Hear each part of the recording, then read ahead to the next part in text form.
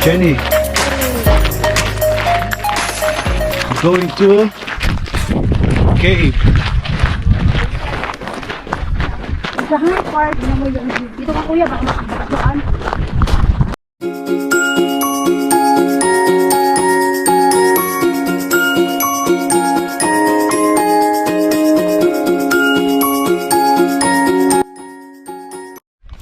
Lewis and Clark Caverns are located in Whitehall, Montana, USA.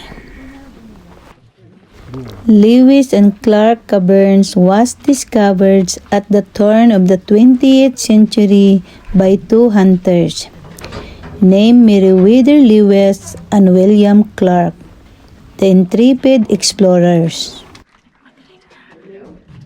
Like maybe the light switch will work for us. Yes, if you'll just stop at the door. Thank you.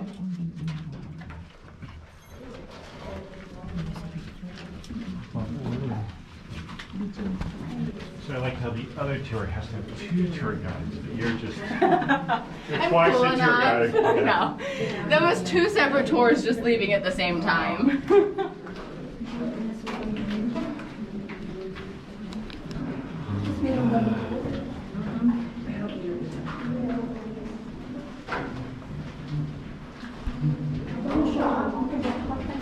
The cave discovered in 1892 and became Montana's first state park. As one of the largest known limestone cavern systems in the Northwest, Montana has been exploring the caves for over 100 years. Pipe holds height to the ceiling. Sorry about that. How are they formed? The rock that we're standing underneath, all of the mountain above us is limestone rock. Some of you probably noticed walking through that tunnel. The limestone rock has a ton of cracks in it. These cracks make it super easy for water to flow through it.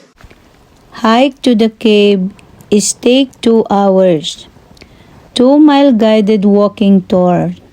This tour is challenging. The tour will begin an elevation of 300 feet, ascent over 100 stairs, and descents over 500 stairs. Thus, this route avoid the vertical climb to access the cave and the 600 stairs, bending tight spaces of the classic tours. But it is also the only option that views the largest, most decorated area of the cave, the Paradise Room. Alright guys, welcome to the Paradise Room. The Paradise Room, like I mentioned, is the largest and most decorated room in our cave, and it's a pretty cool room. When Dan Morrison came through this cave, he didn't know this room existed. Thankfully, because they did a lot of damage to our cave. We'll talk about that later. But when Dan Morrison came through here, he did not understand, or did not know, probably didn't understand, he didn't know that this room existed. There was no tunnels. How are they supposed to tell someone when they weren't supposed to be exploring, right? There was a ban on that. They were breaking the rules. So they go to their boss and they say, hey, Mr. Boss Man, sir, hi, Ray Kelly was exploring. And he found this really cool room and he doesn't want to get in trouble, so he told us to tell you about it. Right, that's like good. You blame someone else. So, they blame Ray Kelly, the boss comes and looks at this room and he's blown away by how cool this room is. Now we're going to jump from the Leaning Tower of Pisa all the way to New York City and look at the Empire State Building. Now, what is another monument that lives in New York? Statue of Liberty. And if you look at the top of my Empire State Building, you can see her standing tall and true. Oh my god. My cave doesn't really fully understand cave proportions very well. She's small. But she's here. Now, who in here can tell me who Atlas is? He was a Greek god. What did he do? He held up the world. We don't have anything that looks like a Greek god in here. That'd be pretty cool. But we do have a cave formation that's named after Atlas. Because he's in vanilla, right? And it's 39 feet tall. Now, who can tell me what makes it chocolate? Zinc. Zinc? Close. It is an element. Iron. 0.2% of my water needs to be iron to change the color of the calcite from pure white to a chocolate brown. Manganese makes it black, magnesium makes it red, and I'm sure there's other elements that make other colors, I just don't know what they are. Now, we're going to pause here. I'm going to double check the time because sometimes I talk a lot and then I go over my time.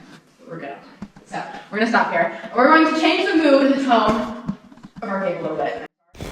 How deep the Lewis and Clark Cavern is. Maximum measurement are 600 feet long and 400 feet deep. Because it's wound around on the top of itself, it's many miles long. The Lewis and Clark Caverns are among the most sensational place or cave to visit.